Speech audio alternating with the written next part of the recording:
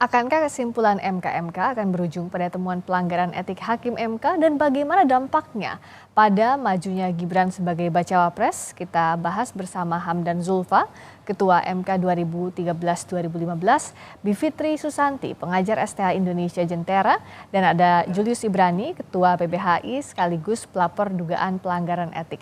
Selamat malam Pak Hamdan, Mbak Bivitri, juga Mas Julius. Selamat malam. Malam, ya, malam Priska. Malam, saya ke Pak Hamdan dulu. Jadi sebenarnya pertanyaan umum di publik, bagaimana kalau MK memutuskan pelanggaran etik? Putusan MK itu berdampak atau tidak pada putusan MK? Iya, kewenangan MK itu kan mengadili masalah etik. Ya, pertama tentu pemeriksaannya mencari bukti dulu apakah ada pelanggaran etik atau tidak sesuai dengan pengaduan yang ada. Kemudian yang kedua, kalau memang ada pelanggaran etik, itu kepada yang melakukan pelanggaran dijatuhkan sanksi. Berat ringannya sanksi tergantung pada berat ringannya pelanggaran etik yang dilakukan, dan ini berada pada penilaian MK itu sendiri yang menilai berat ringan dari pelanggaran etik yang dilakukan oleh hakim yang teradu. Jadi bentuk sanksinya memang ada peringkat ya. Kalau memang pelanggarannya ringan ya teguran ya, lisan, kemudian juga teguran tertulis ya, atau peringatan ya, tertulis. Kemudian yang paling maksimal itu adalah pemberhentiannya. Memang undang-undang memungkinkan untuk memberhentikan hakim konstitusi itu melalui mekanisme majelis etik ya. Dirumuskan di sana itu kalau hakim itu melakukan perbuatan tercela, dan perbuatan tercela itu sangat tergantung pada sejauh mana berat ringannya pelanggaran etik yang dilakukan, dan itu diputuskan oleh majelis etik ya. Putusan MK, MK tidak bisa lebih jauh ya memutuskan mengenai bagaimana status perkara dari suatu perkara yang ditemukan pelanggaran etik ya. Itu tidak bisa lebih jauh dari sanksi etik kepada hakim teradu. Jadi artinya tidak bisa memengaruhi putusan MK sebelumnya begitu Pak Hamdan? Tidak bisa mempengaruhi putusan, artinya tidak bisa misalnya merekomendasikan bahwa putusan itu batal, karena itu tidak mungkin, karena putusan MK itu agak spesifik ya, beda dengan peradilan umum. Kalau peradilan umum itu ada mekanisme pemeriksaan kembali dalam tingkat banding, tingkat kasasi, peninjauan kembali, bahkan bisa jadi peninjauan kembali.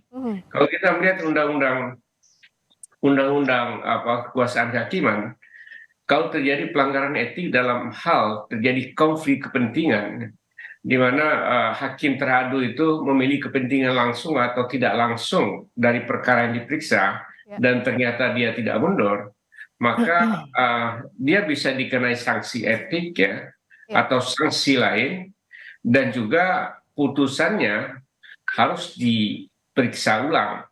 Nah, di MK tidak memiliki mekanisme pemeriksaan ulang terhadap suatu perkara. Kalau di peradilan umum atau peradilan di bawah Mahkamah Agung itu memberikan kemungkinan untuk itu. Karena itu memang apapun ya hasil MK ini bagi saya tidak memengaruhi putusan yang ada yang sudah diputuskan oleh Mahkamah Konstitusi. Oke, baik Pak Hamdan, saya ke Mbak Bibip. Kalau tadi putusan MK ini tidak akan memengaruhi putusan MK, tapi apa dampaknya jika misalnya ditemukan pelanggaran etik? Apakah lebih ke kepercayaan publik? Ya, tidak akan mempengaruhi secara langsung, itu tentu saja memang ilmu hukum yang sangat mendasar. Tapi saya ingin menambahkan bahwa sebenarnya ada kemungkinan dampak diberikan oleh putusan MK. Salah satunya yang terus-menerus kami dorong sebenarnya adalah supaya MK menyatakan dalam putusannya paling tidak bahwa putusan 90 itu harus segera diperiksa ulang, karena juga sudah ada perkara yang masuk ke Mahkamah Konstitusi, jadi bukan MK-nya ya, dilempar kembali ke Mahkamah Konstitusi, Jadi perkara yang sudah masuk itu bisa dipercepat. Seperti dulu misalnya pada 2009 itu ada sebuah perkara yang 1 hari bisa putus. Nah, mengingat bobot dari pelanggaran etik yang kalau memang besok diputus demikian ya, sangat-sangat berat. Karena bahkan secara prinsipil dalam kekuasaan kehakiman itu dikatakan sesungguhnya ya secara prinsip kalau suatu putusan itu mengandung benturan kepentingan oleh salah satu hakimnya, maka putusan itu tidak sah. Nah, cuma kan tentu saja Pak Hamdan benar bahwa MK tidak bisa memutus suatu putusan tidak sah. Tapi dia bisa menyatakan bahwa ini bobotnya sangat berat sehingga MK harus segera memeriksa kembali perkara yang menyangkut pasal 169 huruf Q. Nah, jadi kalau Mbak Friska tadi bertanya dampaknya, menurut saya ada dampak tidak langsung nanti pada proses pencalonan ini dan proses pemilu pada umumnya, Mbak Friska. Oke, kalau Mas Julius melihat ada peluang dampak tidak langsung dari putusan MK ini terhadap putusan MK terkait dengan syarat capres-cawapres? Ya, saya pikir sudah jelas Priska ya, konstitusi bilang final and binding, dia tidak mungkin bisa diputuskan oleh lembaga etik atau dibatalkan lembaga etik MK. Tapi poinnya begini, saya pikir keberadaan Prof. Jimli, Bintan Saragih dan juga Wahidudin Adams yang diharapkan bisa bersikap progresif itu bisa merangkai dan mencari titik relasi antara judicial misconduct dan violations of ethical code and behavior of the judges yang kita sebut-sebut sebagai pelanggaran etik dan perilaku hakim konstitusi kepada titik legal error. Itu dulu. Jadi ini bukan perkara di pengadilan negeri yang levelnya ecek-ecek gitu. Ya, Komisi Yudisial pernah merangkaikan itu. Jadi dia menemukan titik antara pelanggaran etik kemudian perilaku yang ternyata mempengaruhi substansi putusan. Gitu. Jadi artinya teknis yudisial itu tanda kutip bukan terbongkar atau terbantahkan. Dia menjadi bahan untuk dilakukannya pemeriksaan ulang lewat permohonan yang baru yang tadi dijelaskan oleh Mbak Bibip gitu. Jadi poinnya sekarang di situ kita sudah tidak berada pada titik apakah Anwar Usman dipecat atau tidak. Saya pikir itu sudah jelas dipecat. Laporan PBHI, bukti-bukti yang kami miliki, yang justru kami ambil dari MK itu semua sudah kuat. Jadi pertanyaan sekarang di level Prof. Jimli, Bintan Saragih, dan juga Wahidudin Adams adalah menggabungkan relasi keseluruhannya itu apakah terjadi legal error yang berpotensi menyebabkan putusannya menjadi tidak sah. Sehingga tadi ada permohonan baru yang masuk yang Mbak Bibi sampaikan, itu bisa menjadi materi pemeriksaan ulang. Kira-kira gitu, Friska. Nah, saya ingin tahu lebih dalam soal ini dari sisinya Pak Hamdan sebagai Ketua Mahkamah Konstitusi yang sudah hafal betul seluk-beluknya. Mungkinkah tadi harapannya Mas Julius bahwa ada kemungkinan progresivitas yang ditunjukkan oleh MK dan juga ada peluang secara tidak langsung berdampak pada putusan MK mencari legal errornya, Pak Hamdan? Jadi saya membayangkan putusan MK itu kan substansi terdiri dari dua sisi ya. Satu pertimbangan hukum, dua amar. Ya. Kalau kita memahami sebuah putusan yang mengikat itu kan di amar ya. Itu bagian terakhir ya. Nah kalau di amar menambahkan amar yang merekomendasikan peninjauan kembali atau pemeriksaan ulang sebuah putusan, nah itu offside. jadi nggak bisa ya. Dulu begini, saya dulu pernah ada satu perkara di Mahkamah Konstitusi ya. Pak Jimli itu ketua DKPP. DKPP itu kan masalah etik juga.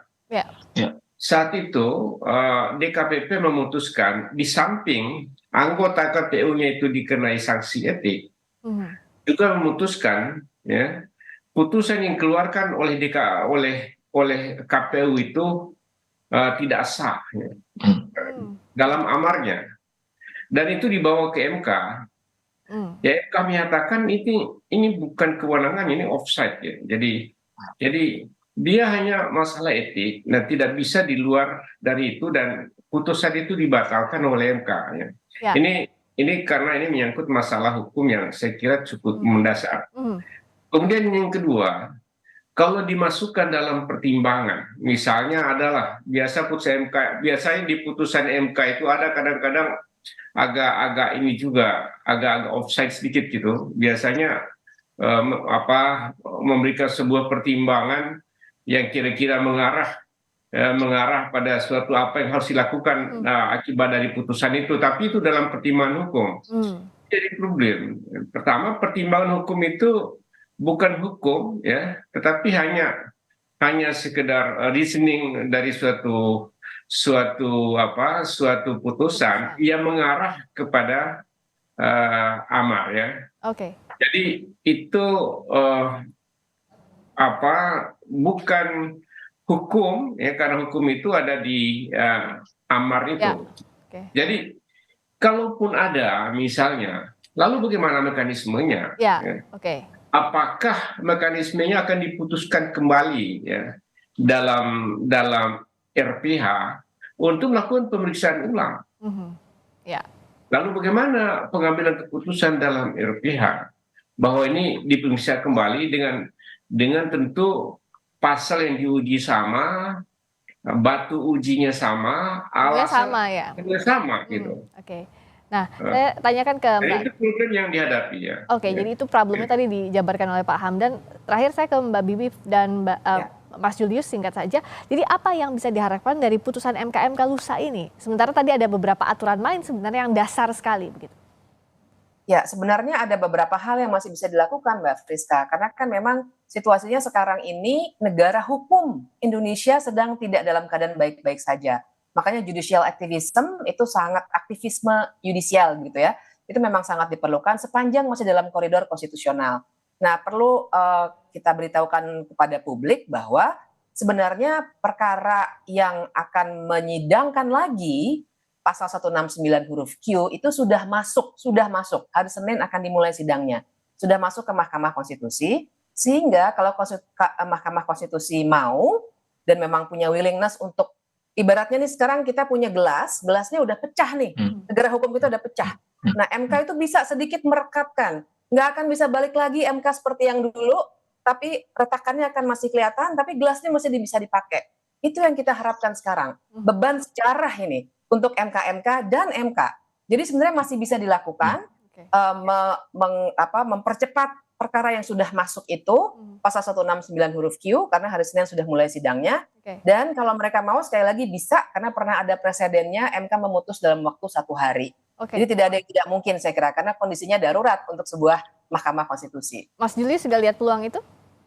Iya, jelas. Dari awal saya katakan bahwa kami sederhananya ingin melihat segala bentuk pelanggaran dan kejanggalan yang terjadi, termasuk perubahan sikap dari 5 hakim konstitusi yang tadinya menolak perkara di gelombang pertama, lalu berubah total di gelombang kedua, itu apa pengaruhnya, apa faktor determinannya, dan itu bisa dijelaskan dan sangat mungkin masuk ke dalam pertimbangan. Saya orang yang paling banyak melaporkan hakim konstitusi, tercatat 9 kali saya melaporkan, dan saya tahu betul konstruksi itu bisa masuk ke dalam pertimbangan.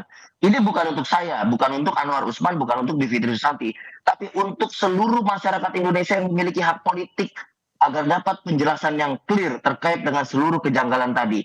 Dan yang saya yakinkan juga ke depannya adalah ini yang harus direfleksikan terhadap permohonan yang baru masuk tadi.